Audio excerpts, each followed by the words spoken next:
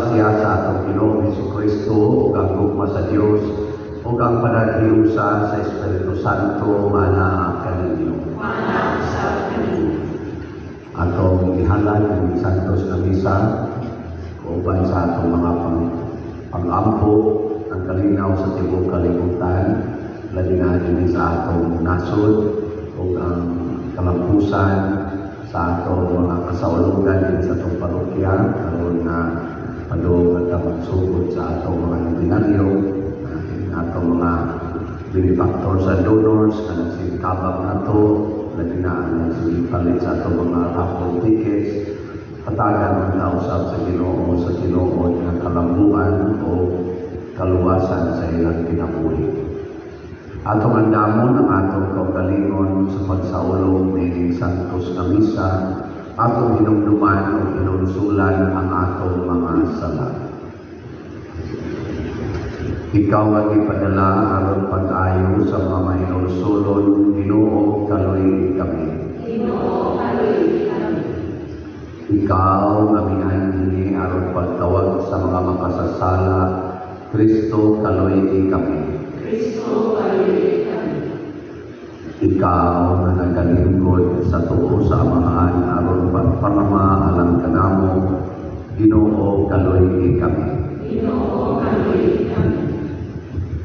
Taluyan na kita sa Dios na makagagahon sa tanan o pasayloon sa atong mga sala.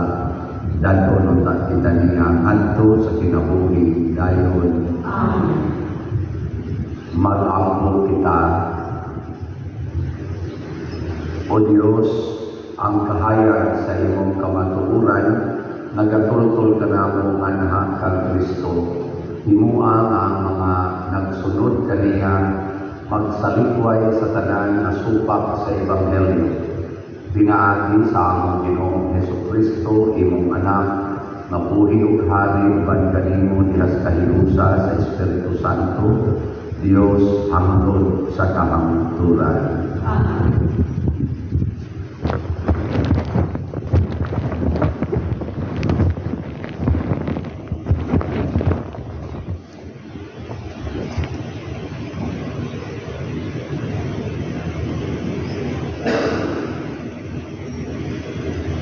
Pagbasa gikan sa basahon ni Propeta Isaías.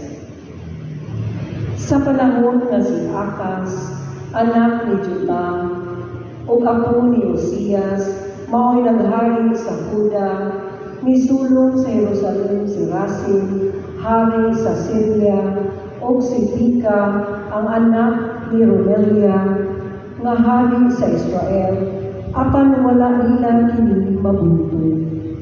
Sa pagkabalita sa hari sa Huda, nga ang kasudaluhan sa Syria, nakasulod na sa yuta sa Israel, nalisan siya o ang iyang katawhan, o nangurog sila ingon sa kakahuyan sa lasang na gihuros sa hangin. O miingon ang Ginoo kang Isaías, lakaw, sugata si Akas. Pauwana si Hasud, nga imong anak. Si Akas atua sa tumoy sa kanal sa tubig sa ibabaw ng inaw, doon sa dalan paingon sa nagingat lang sa maglalaba. Ingna si Akas, pagbantay ayaw kahadlok sa kasuko ni Hari Rasim o ni Hari Pika, kay sila sama lang sa aso sa duha ka alipong nga nagkapalong na. Naglarang mangiad bato kanimo ang Syria o ang Israel. Nagingon sila, sulungon ta ang Huda o isanong takini, o buntugon takini aron maato, o pahalion takini sa anak ni Tabir. Tungod ni ini, nagingon ang Ginoong Dios, dili kini mahimo o dili kini mahitabo. Kaya ang Syria samara kahuyang sa Damasco, o ang Damasco samara kahuyang sa Rasim. Kanumang 5 katuidikan karon, mabungkag ang Israel o dili na mahimong nasod. Ang Israel samara kahuyang sa siyudad sa Samaria, ug ang Samaria samara kahuyang kag haripikan. Kung kulang kag pagtuo, dili kagayon mulutan. Ang pulong sa Ginoo.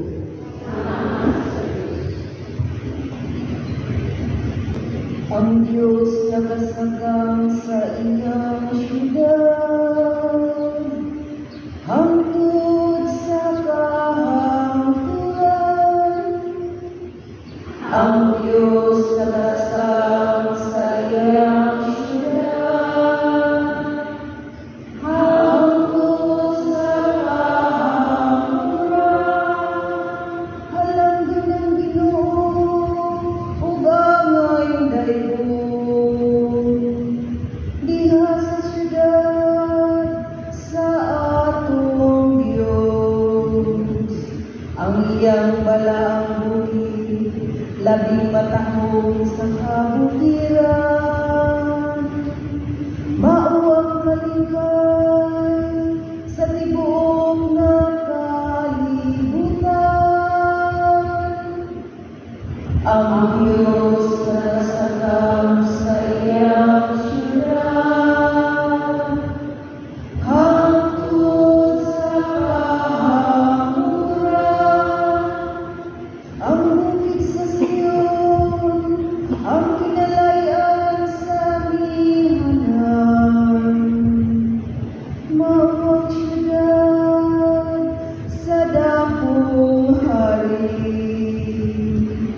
Ang Diyos alaang sa iyang mga puta, gibantog siya sa pagkadalang panan. Ang Diyos nagasalang sa iyang siyudad, hangtod sa kahangturan. Kaya niya nagatigong ang mga hari. Nagakuyog sila sa pagpangabot. Nakakita usab sila og nalipong dayon. Nangalisan, nangaparot. Ang Diyos na nasagang sa iyang siyudad, hangtod sa kahangturan.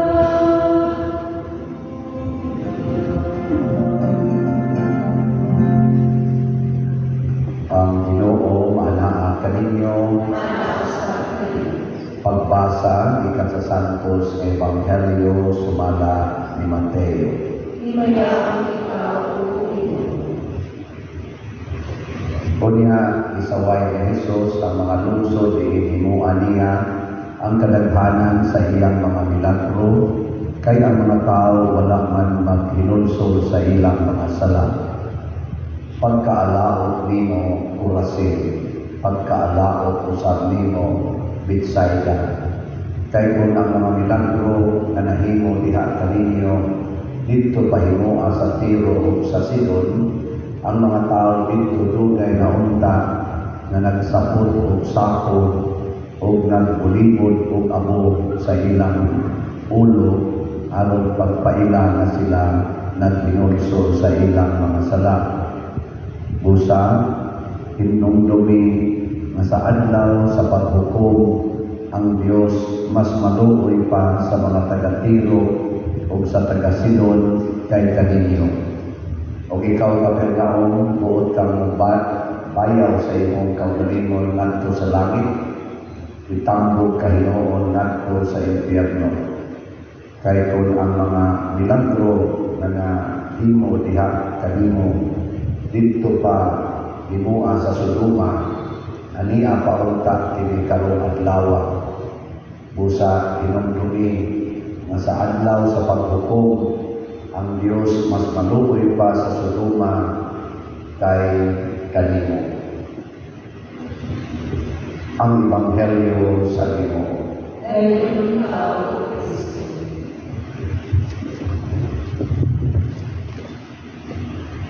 Ako'y natunggan sa una na istorya or moral view sa akong professor sa seminaryo na ang yawa kuno mutintal nato pinaagi rasad sa mga grasya na atong nadawat.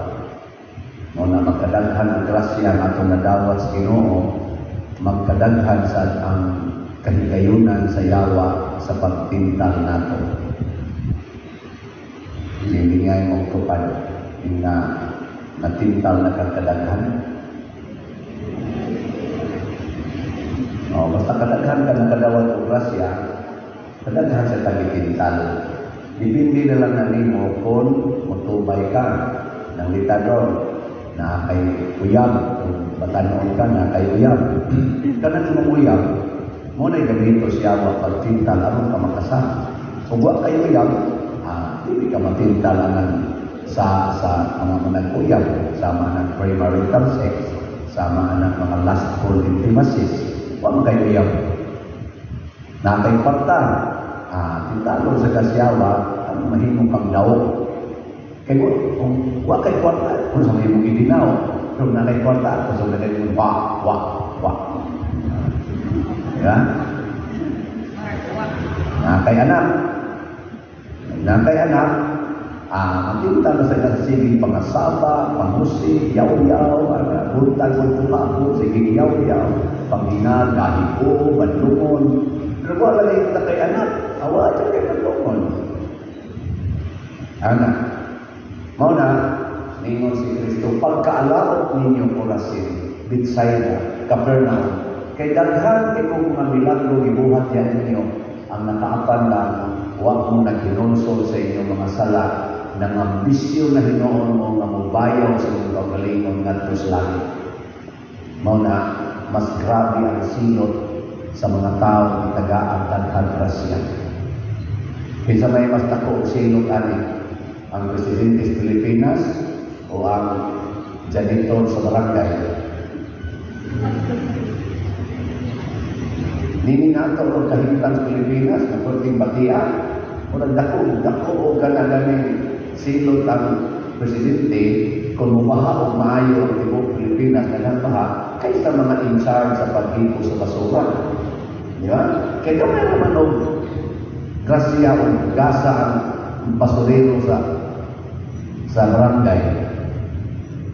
Ang huwag maghatag ng dakong pagtagad para masulbad ang atong mga flooding, ang presidente man kay wa man niya masagang ang kawak na trilyon sa ikan flood control. Isa may dako tulubago ang presidente sa Pilipinas na mitulot na ibalhin ang kwartas PhilHealth 62 billion nadto sa ang program fund o ang mga nurses na naa sa district hospital na hindi taon kaatiman sa talang pasyente kay usara siya kabuo niya 50 kabuo mga pasyente kaysa may dako o tulubago ang sulit sa Pilipinas kay wala man siya ka-employ o daghang mga nurses kay hindi kawat naman ang budget. Pasabot dako kang tulubagon basta dako kang grasya niya magkadako ta ang grasya mag-anam ta ka mapausanon. Muna ang hari sa Israel, ang hari sa Huda, mapausanon man, malulot na hadlokon mas Ginoo, iatake siya ng mga pahari, giingan sa Ginoo ayaw kahadlok. Muralo na sila ng mga aso, kay ako ang nagsagang kanino. Muna ningon pa sa tuntubag sa Salmo, ang Diyos nagkasagang sa iyang syudad, hangtod sa kahangturan. Sige, last na lang rin sa imong tupad na daghanang palit o rapol tikit. Inga siguro na daghan pagpaliton na rapol tikit para dili ka mahimong daw ka ng imong kwarta. Anahan? Sige, manindog na ta. Mga igsoon, ang Diyos nagpasalig ka nato sa iyang way sukod ng grasya o gahong o panalipod. Busa malaumon kitang muduol kaniya o muingon, bagkuha kami, Ginoo. Bagkuha kami, Ginoo. Na ang mga matuugon, magpatalingog sa tawag sa pagtuo paghilusod, mag-ampo kita sa Ginoo. Bagkuha kami, Ginoo. Na ang Diyos maghatag kanatong kalasig sa pagtahan sa atong kaugalingon, aron kalikawas kita ni Kristo, ang tanan nga bilanggo diha sa ilang kahapon, mag-ampo kita sa Ginoo. Nga sila kansang mga kasing-kasing, haguka o magmabugnaon, makakaplan o kalipay diha sa pagigugma sa Diyos o sa isig kaiyon, mag-ampo kita sa Ginoo. Bagkuha kami, Ginoo. Nga ang mga masakiton sa pag-isip o sa lawas, makaangkon o baluntarong kaayuhan o kahupayan, mag-ampo kita sa Ginoo. Bagkuha kami, Ginoo. Nga si Halakdong Teofilo Kamumon, isipon unta sa Ginoo nga tapos nga mabayaw ngadto sa altar sa mga santos, mag-ampo kita sa Ginoo. Bagkuha kami, Ginoo. Na ang mga proyekto dinhi sa akong simbahan, pinaagi sa pangamao pagiya nila ni Santiago Apostol o San Vicente Ferrer, mamalamtuson o mahumanunta sumala sa atong mga plano o pangandoy, mag-ampo kita sa Ginoo. Bagkuha kami, Ginoo. Na ang tanang mga benefactors o donor sa atong simbahan, na mihatag o finansyal o lain-laing hinabang o alam sa mga nagtrabaho din sa atong mga proyekto, nga hatagan unta sila sa Ginoo daghan pang mga grasya sa ilang kinabuhi, malikay sila sa mga kadautan, o mulapos unta ang tanan ilang kamikamo, mag-ampo kita sa Ginoo. Bagkuha kami, Ginoo. Na ang mga matutuhong ihalina, makatagamtang sa magsanang kabalan sa kinabuhi tunay, mag-ampo kita sa Ginoo. Bagkuha kami, Ginoo. Manuloy o mahigugmaong Diyos, kawata ang among pag-ampo, nagituloy namang manha kanimo uban sa gugma o pagtuo pinaagi ni Kristo, among Ginoo. Amen.